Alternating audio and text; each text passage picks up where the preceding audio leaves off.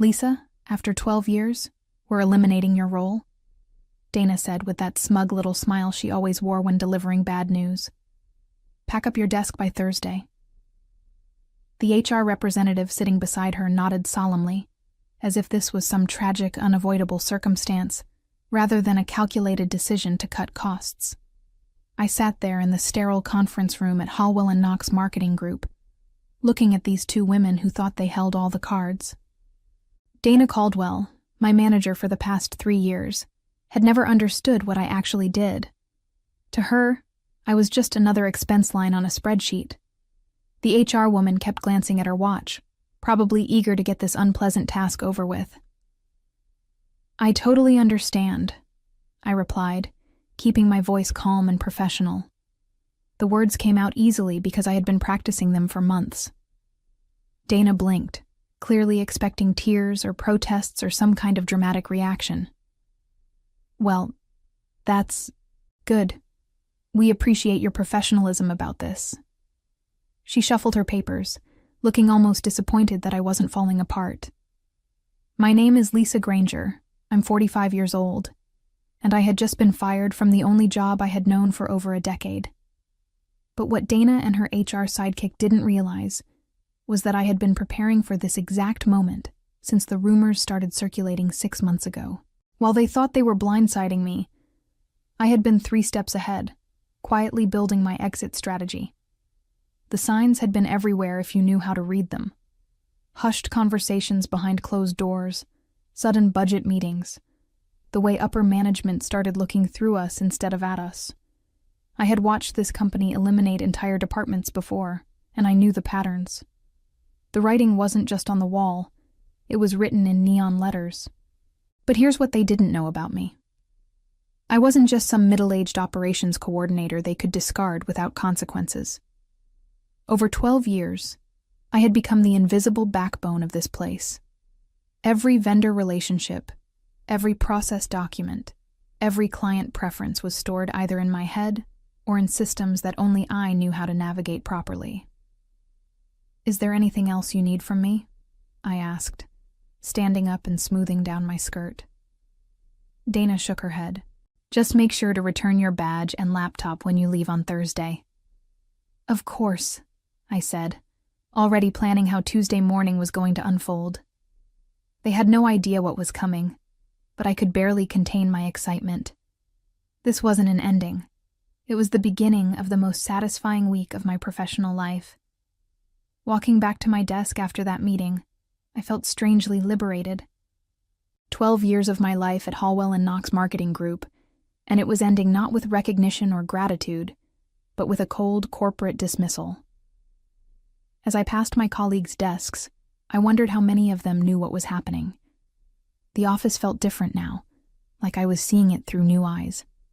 My desk was tucked away in the operations corner, surrounded by filing cabinets and the constant hum of the printer. It wasn't glamorous, but from this spot, I had managed the intricate web of relationships and processes that kept this company running. Vendor contracts, client databases, workflow systems, all of it had been my domain for over a decade. I opened my laptop and began what I like to call my transition preparation. For months, I had been quietly backing up essential documents to my personal drives. Not company property, but the processes and contact lists I had developed through my own relationships and experience. Every vendor I had cultivated, every client preference I had learned, every shortcut I had discovered. These were the fruits of my labor, not the company's assets. My phone buzzed with a text from my friend Jennifer, who worked in accounting. "Heard about the meeting. You okay?" "Better than okay," I texted back. "Trust me on this one."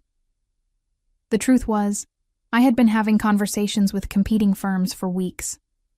Not actively job hunting, mind you, but staying connected with industry contacts who had been trying to poach me for years, particularly Kevin Harrison at BrightPath Creative Solutions, who had been persistently suggesting that I consider making a move. "The offer stands whenever you're ready," he had said just last week over coffee. "We need someone with your expertise and client relationships." At the time, I had smiled politely and said I wasn't ready to leave. But now, sitting at my desk, knowing that Thursday would be my last day, I felt ready to make that call. Dana walked by without making eye contact, probably relieved that the difficult conversation was over. She had no idea that she had just triggered a chain of events that would expose exactly how much the company depended on my institutional knowledge. The vendor relationships I had built, the client preferences I remembered, the workarounds I had created when systems failed, all of that would disappear with me. I pulled up my personal contact list and started making mental notes about which clients might be interested in following me to a new firm. After 12 years of excellent service, I had built relationships that extended far beyond company loyalty. That evening, I sat in my kitchen with a cup of tea and my laptop, finally allowing myself to process what had happened. The initial shock had worn off, replaced by a calm determination that surprised even me. For so long, I had been the reliable one, the person who fixed problems quietly and never asked for recognition. But being dismissed so casually had awakened something in me. A fierce desire to show them exactly what they were losing. I opened my email and found the message from Kevin Harrison that I had been saving for the right moment. Lisa, I know you've been happy at Hallwell & Knox, but our offer remains open. We're looking for someone to head up our client relations division, and honestly, you're the only person we want for the job. The salary is competitive, the benefits are excellent, and you'd have the autonomy to build the department the way you envision it. For the first time in months, I smiled genuinely. I crafted my response carefully. Kevin, I find myself in an unexpected position to consider new opportunities. Could we meet tomorrow to discuss the details? His reply came within minutes. Absolutely. How about lunch at Romano's at noon? While I waited for his response, I began documenting everything I knew Dana and her team would struggle with once I was gone. The quarterly client presentation was scheduled for Tuesday morning, just 5 days away. It was Hallwell & Knox's biggest pitch of the year, worth potentially millions in new business. The irony wasn't lost on me, that they had chosen to eliminate my position just days before they would need my expertise the most. I knew that when my access was terminated on Thursday, it would trigger a cascade of problems. The client database was tied to my login credentials. The vendor payment system required my authorization codes. The digital filing system that housed years of client preferences and project histories was organized according to my personal methodology, one that I had never fully documented because no one had ever asked. My phone rang, interrupting my thoughts. It was my sister Patricia calling from Denver. "How was work today?" she asked, the way she always did. "Interesting," I replied. "I got laid off after 12 years. "Oh, honey, I'm so sorry. Are you okay? Do you need anything?" "Actually, I'm better than okay. I think this might be the best thing that's happened to me in years." She paused, probably trying to figure out if I was in shock. "Are you sure you're handling this well?" "Patricia, trust me. By next week, they're going to realize that letting me go was the biggest mistake they could have made. And by then, I'll be starting fresh somewhere that actually values what I bring to the table." As I hung up the phone, I felt a surge of anticipation. Thursday couldn't come fast enough. Once my access was terminated and the chaos began, there would be no going back for any of us. Tuesday morning arrived with the kind of crisp autumn air that made everything feel possible. I had spent the weekend at my favorite coffee shop, Romano's, having the most productive business lunch of my career with Kevin Harrison. By Sunday evening, I had signed an offer letter as Director of Client Relations at BrightPath Creative Solutions, with a start date of the following Monday, and a salary increase that made 12 years of underpayment at Hallwell & Knox seem like ancient history. But the real satisfaction would come today. I arrived at Hallwell & Knox at my usual time, 7:30 in the morning, carrying my regular coffee and acting as if nothing had changed. Dana wouldn't be in until 9, and the quarterly presentation wasn't scheduled until 10. That gave me just enough time to watch the morning unfold exactly as I had predicted. At exactly 8 a.m., when the automated systems began their daily routine, the first security alert would trigger. My personal login credentials, which had been deactivated Thursday evening, were tied to more systems than anyone realized. The client database, vendor authorization portal, digital asset library, and project management system. All of them would lock down when they couldn't verify my access. I settled at my desk with my coffee and waited. At 8:05, Jennifer from accounting hurried over, looking frazzled. "Lisa, something's wrong with the vendor payment system. It's asking for authorization codes that I don't have." That's strange," I replied, taking a sip of my coffee. "Have you tried asking Dana?" "She's not in yet. Do you know what the codes might be?" I gave her my most sympathetic smile. "I'm afraid those were tied to my access credentials. Since I'm no longer with the company as of Thursday, the system probably automatically locked them out." Jennifer's face went pale. "But we have contractor payments due today. If we can't process them..." "I'm sure Dana will figure something out," I said calmly. At 8:15, Marcus from the creative team appeared at my desk, laptop in hand. "Lisa, I can't access any of the client asset files for the Henderson presentation. The system says I don't have permission." I nodded understandingly. "That folder was organized under my user account. You'll need someone with administrative access to reassign the permissions." "Who has administrative access?" "Well, I did. But since my credentials were deactivated..." I let the sentence hang in the air. Marcus looked confused and increasingly panicked. "But the presentation is in 2 hours." "You might want to talk to Dana about that," I suggested gently. By 8:30, my desk had become command central for a growing crisis. 3 more people had come by with various system issues, all tied to my deactivated access. The beauty of it was that I wasn't being difficult or withholding information. I was simply no longer authorized to help, and no one else had been trained on these systems. At 8:45, Dana finally rushed in, looking harried and clutching her phone. She had obviously been fielding calls from home. She beelined straight to my desk, her earlier smugness replaced by barely controlled panic. "Lisa, we need to talk," she said, trying to keep her voice low. "There seem to be some technical issues that we need your help resolving." I looked up at her with complete innocence. "I'd love to help, but as you mentioned Thursday, my role has been eliminated. I'm just here cleaning out my desk until Thursday." "But surely you can help us access the client files for this morning's presentation." "I'm afraid I can't access those systems anymore. My credentials were deactivated when HR processed my termination." The color drained from Dana's face as the full implication hit her. Dana stood at my desk, her composure cracking as she realized the magnitude of the situation. Around us, the office was buzzing with mounting panic as people discovered one system after another that they couldn't access. The quarterly presentation was scheduled to begin in less than 90 minutes, and half the materials were locked behind security protocols that only I had been authorized to navigate. "There has to be something you can do," Dana said, her voice taking on a desperate edge. "Can't you log in just this once?" "My access was terminated as part of standard security protocol," I explained patiently. "HR would have done that automatically when they processed my separation paperwork. I couldn't log in even if I wanted to." This was only partially true. While my company credentials had indeed been deactivated, I had anticipated this exact scenario and made sure to download copies of essential documents to my personal devices. But Dana didn't need to know that. Marcus appeared again, this time with 2 other team members in tow.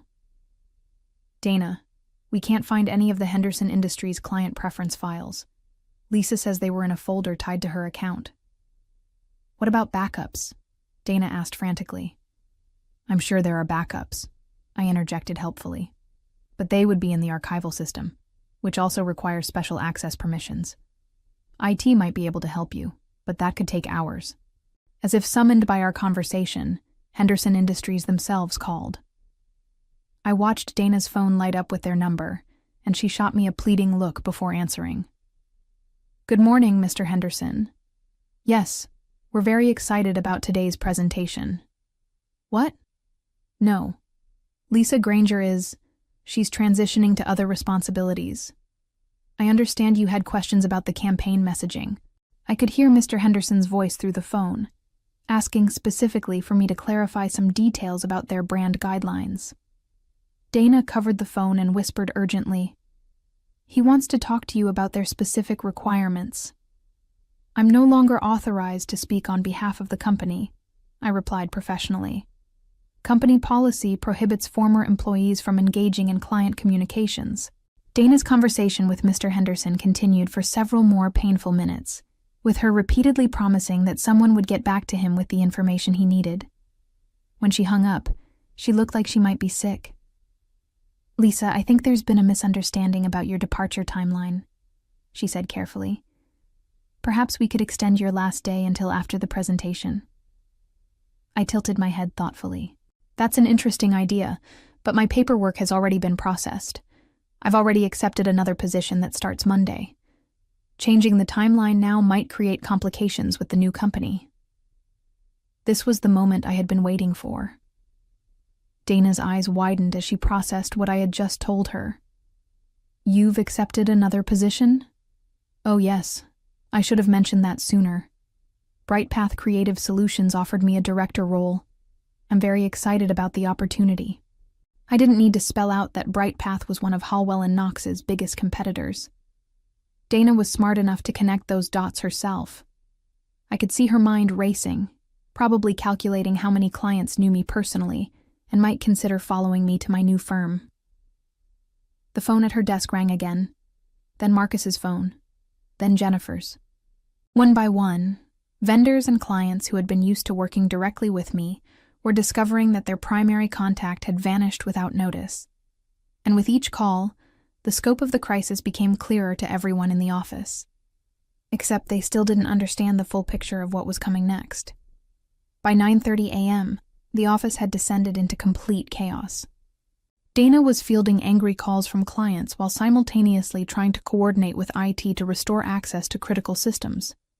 The Henderson Industries presentation had been delayed twice, and I could see sweat beading on her forehead as she struggled to manage multiple crises at once. That's when my phone rang with a call that would make this morning even more interesting. "Lisa, this is Patricia Chen from Henderson Industries," the voice said. I recognized her immediately. She was the marketing director who had worked closely with me on several campaigns over the past 3 years. "I heard through the grapevine that you're no longer with Hallwell & Knox. Is that true?" I glanced around the office to make sure no one was listening. "Yes, my role was eliminated last week." "That's unfortunate for them," Patricia said, and I could hear the smile in her voice. "I don't suppose you'd be interested in hearing about some new opportunities. We've been considering bringing some of our marketing work in-house, and we need someone who understands our brand voice." This was an unexpected development, but a welcome one. I'd certainly be open to discussing it. "Perfect. Are you available for lunch today? I know it's short notice, but we're moving quickly on this."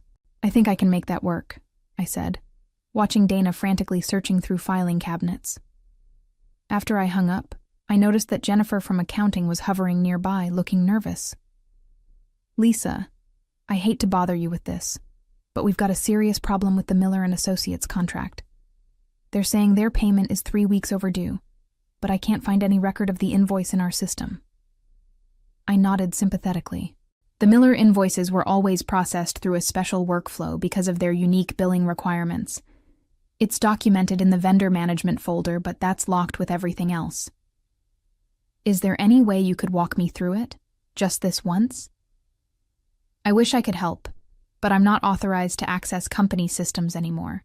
Plus, there might be liability issues if I'm providing guidance on financial processes after my termination." This was true, but it was also convenient. I had no intention of solving their problems for them, not after the way they had dismissed me. At exactly 10 a.m., when the Henderson presentation was supposed to begin, Dana made an announcement to the office.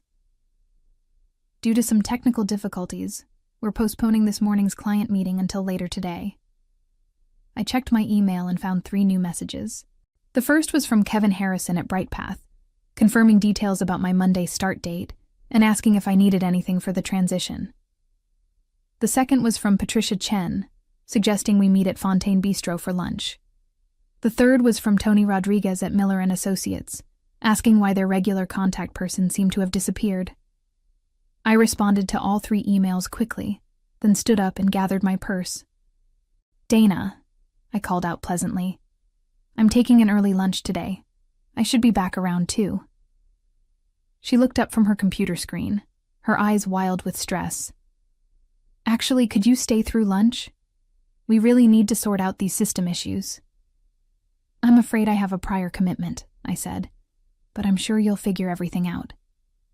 As I walked toward the elevator, I could hear phones ringing throughout the office and Dana's increasingly strained voice trying to manage the crisis. The elevator doors closed just as I saw her pick up another call, probably from yet another confused client or vendor. The real fun was just getting started.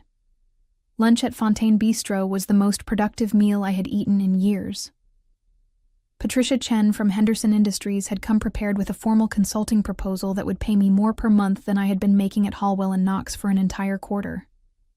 But the real satisfaction came when she explained why they were moving so quickly.